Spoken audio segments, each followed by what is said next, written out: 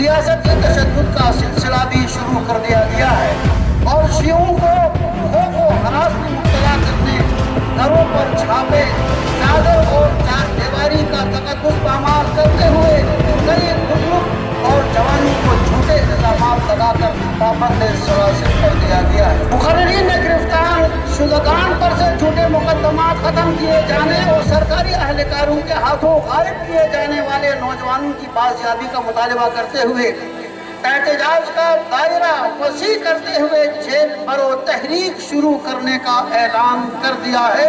लब्बैक या हुसैन।